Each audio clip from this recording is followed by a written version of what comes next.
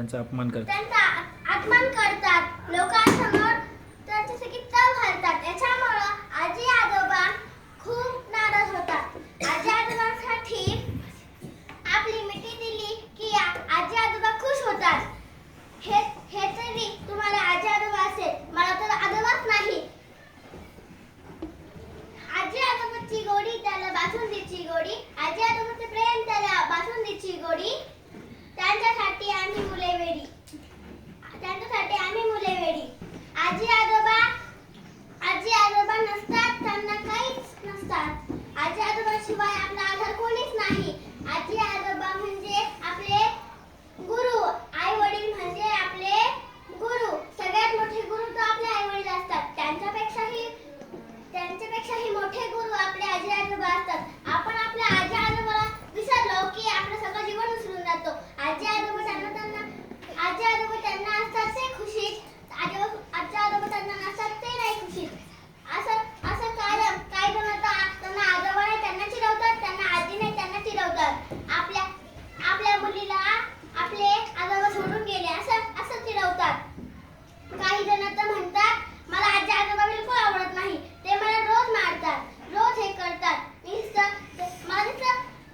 मला नुसतं म्हणतात तुझा ड्रेस असा कसा घातला ग, नीट घाल ना, नुसतं असं म्हणतात. याच्यामुळे काही जण आपल्या आजी आजोबांसोबत जातच नाही. एक दिवस एक मुलगा शाळेतून आला आणि लगेच म्हणाला आजी माझं बूट काढ, आणि मी खेळायला चाललो. आजी म्हणाली अरे खाऊ तरी खा. तो म्हणाला मला नाही खायची खाऊ, कारण की तुम्हाला बिलकुल आवडत नाही. आजी म्हणाली नको खाऊ, मला काही नाही. तो गेला आणि त्याला मित्र म्हणाले अरे आम्हाला पूर्ण आवाज आला, तू तुझ्या आजीला म्हणाला की मला आजी तू बिलकुल आवडत नाही, असं का बरं म्हणतोस रे. तू जरी भाग्यवान आहे, तुला आजी आजोबा भेटले, मला तर आजी आजोबा सुद्धा भेटलेले नाही. असं करू नकोस रे, आजी सोबत जा, तिला सॉरी म्हण आणि तिच्या हाताने खाऊ खा. मुलगा म्हणाला मला घ्यायचं असेल तर घ्या, पण मी आजी सोबत कधीच घेणार नाही, कधीच नीट वागणार नाही, कधीच नीट वागणार नाही. ते मित्र म्हणाले ठीक आहे कट्टी, इथून पुढे तू आजी आजोबासोबत जवळ नीट वागत नाही तेव्हा तू आमच्यासोबत बोलू नको. मुलगा म्हणाला नका कट्टी घेऊ, मी चाललो घरी. माझ्या आजी आजोबांसमोर मी हात जोडतो आणि म्हणतो मला माफ करा, मी तुमच्यासोबत असं कधी वागणार नाही. मुलगा गेला. आजी म्हणाली काय रे खेळलास ना तर खाऊ खा. तो म्हणाला आजी मला माफ कर ग, मी तुला एवढं बोललो तरी तू माझं किती ध्यान ठेवती ग. आजी तूच एक खेळ ग, सॉरी आजी. तिला आजीने माफ केलं, पण बाबा घरी नव्हते, आजोबा घरी नव्हते. तो म्हणाला आजी आजोबा कुठं आहे. आजोबा बाहेर गेले. का बरं, जॉगिंग ते चालतात ना त्याच्यामुळे गेले.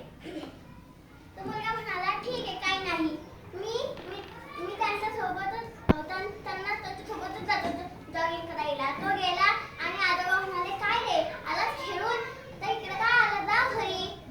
आजोबा मला माफ करा, मी पण तुमच्यासोबत जॉगिंग करतो, आता मी पण खेळणार नाही आणि तुम्हाला दोघांना असं किती बोलणार नाही. आजी आजोबा चला आता घरी, आपण थोडंसं चाललो ना, आता चला आता घरी, मला अभ्यास पण करायचा आहे. ते आजोबा म्हणले चल तुला चूक कळाली ना, हेच मला महत्वाचं आहे.